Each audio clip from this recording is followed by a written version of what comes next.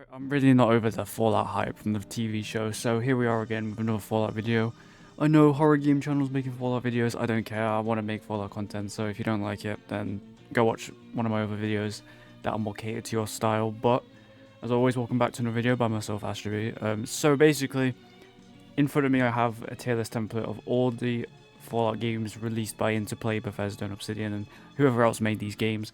And I'm really just going to tier list them in terms of ones that I enjoy, don't enjoy, story-wise and gameplay-wise, and we'll just get straight into it. So immediately, I haven't played Brotherhood of Steel or Tactics, but from what I've heard, they're both like mid or really bad. Like Brotherhood of Steel apparently is really, really awful, and you shouldn't play it, so I'm gonna avoid that.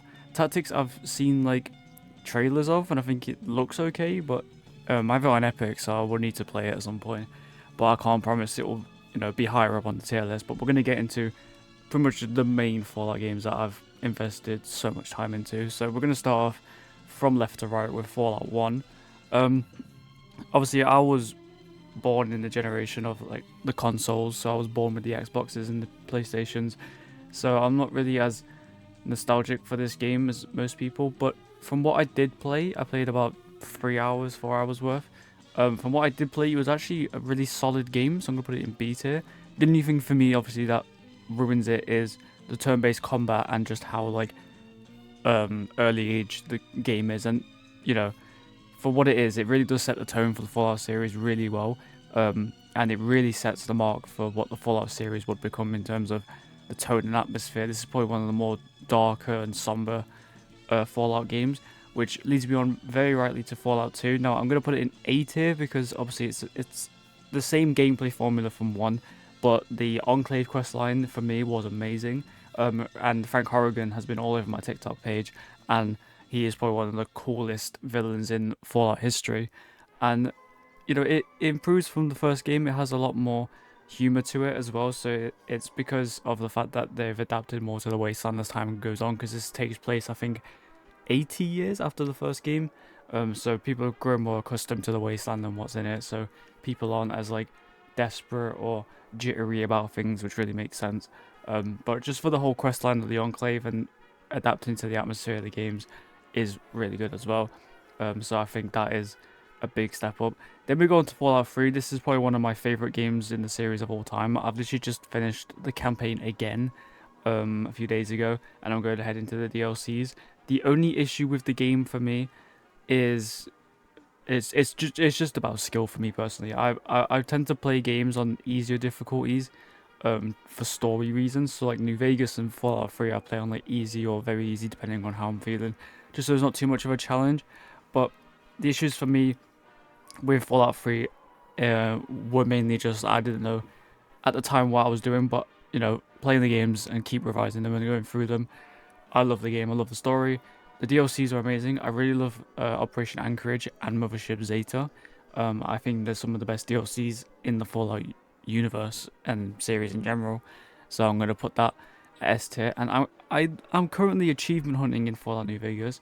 And obviously you've got to put it in S tier. I mean, it's New Vegas, It takes Fallout 3 and it puts a really cool, nice spin on it with the whole casino and the different endings as well is really cool. With Yes Man and Mr. House and the NCR and the Legion and the Great Khans. Like, there's so many different routes you can take.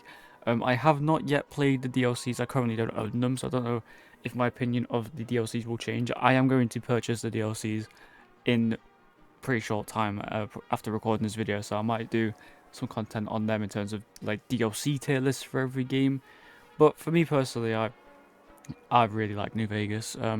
Again, the same things with Fallout 3 apply here. The only issue for this game is just my skill level when it comes to playing the game. I have to play the game on hardcore mode for one of the achievements, so that's going to be fun. But I'm just going to go for the easiest ending, which I think for me is just going to be Mr. House, because I don't have to deal with Securitrons and all that malarkey, so we're going to stick to that. Then we're going to move on to Shelter. For a mobile game, it's alright. I mean, I get the appeal, like you get to manage your own vault on the go. But again, it's a mobile game. I don't really play many mobile games. The only mobile games I have played are things like Subway Surfers, Jetpack Joyride, Minion Rush back in the day. If you remember that, you're an OG. Excuse me. But now I just play like Yu-Gi-Oh! Duel Links and Dragon Ball Legends when I'm in bed at like 1 a.m. So I don't really tend to play mobile games, but for what it is, I can respect it, and it's a nice little cute add-on to the Fallout series. So there's not really much to that. Then we're gonna go to Fallout 4. This is probably my most played game of all time. Next to Terraria on my Steam page.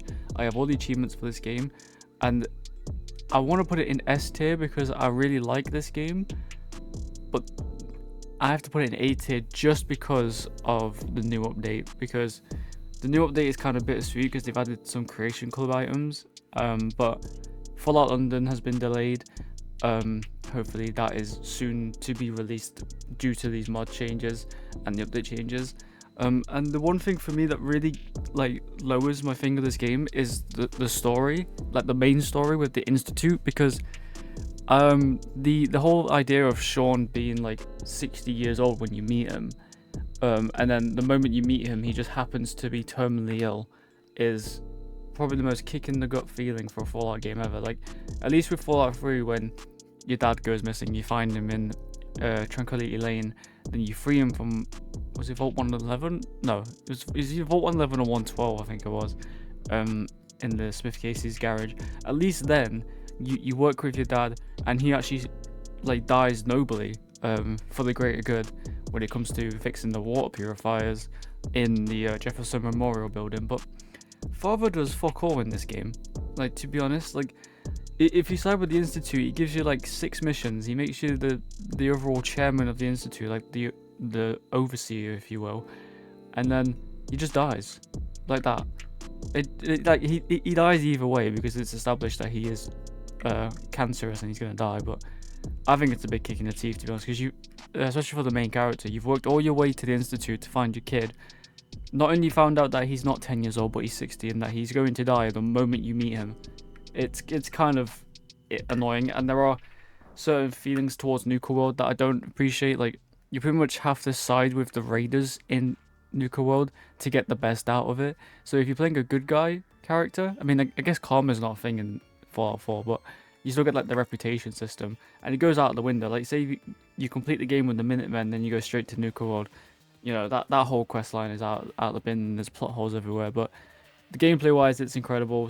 Story wise, it has its moments. Far Harbor's really good. I really love Far Harbor, and I love the dynamic relationship with your character and Nick Valentine. I think Nick Valentine's one of the greatest companions in the series, next to things like people like Boone and Eddie from New Vegas. But that's where I stand on that. And then Fallout 76. Now, I played this when it came out. I got it for Christmas one day on Xbox One.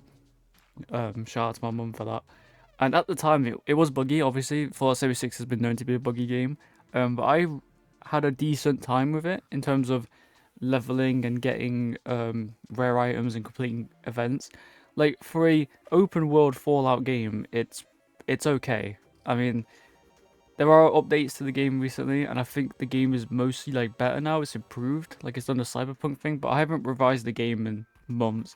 But from the time that I remember, even playing it on Steam not that long ago, I will put it in B tier, just because at the time it was a solid game. But if it's any better, then feel free to let me know. But that is my overall Fallout game series tier list. If you disagree or agree with me, let me know in the comments. Maybe if I play Tactics or Brotherhood of Steel, that it might change. But by the looks of it, they're both like not good games. But I'll have to play them to find out. But that's going to do it for this video. If you are new around here, please subscribe. I'm going to post more horror game content, Fallout content, and just content on games I enjoy, really.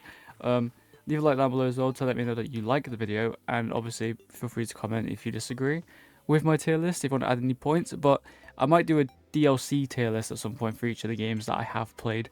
So, yeah. Until then, stay safe, and I'll see you later. Take care.